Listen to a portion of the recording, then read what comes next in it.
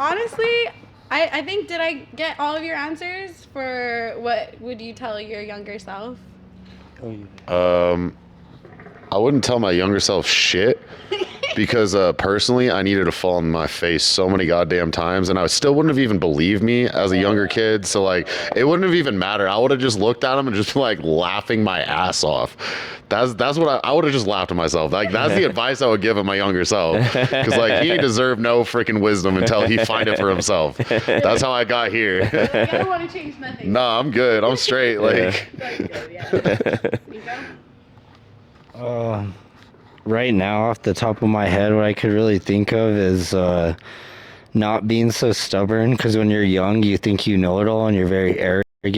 Bro, you're and still stubborn, dog. No, I know. I'm still working on it. So you're not always right all the time. So just be an active listener and listen to what people are telling you, because I've been in really toxic, stuck situations, and like when 100 people are telling you to go left, you're the only person that wants to go right. And it's not necessarily that they are trying to dictate what you do. They just want to see you be better and do better. So I would say just actively listen to what people are telling you, and based off that judgment, it's really going to help you, put you in the right direction sometimes. Some good advice. What I would tell myself, honestly, like I'm grateful for the bad things that have ever happened to me in my life, because this is how I became as a person now. So I'm super grateful for all the trauma and horrible shit that happened to me. But if I had to go back and tell myself something, it's just like, don't be a pussy. Anything you want to do, just don't be a pussy. Just man up and fucking stick it through, no matter what you're going through. So that's the only thing I gotta say to myself. Yeah, I had this crazy imposter syndrome growing up that I thought I never knew enough. I mean, it did lead me to learn a lot of things, right? Like I was constantly studying. But yeah, I could have put myself in such a better position a lot earlier on if I just had the confidence to say, yeah, I could do it. Reef's helped me out with that a lot. That's all Reef does is help me out, I guess. He hustles and motivates. Yeah, but he figured out a lot of these things earlier because he went through probably a lot more than me earlier, right?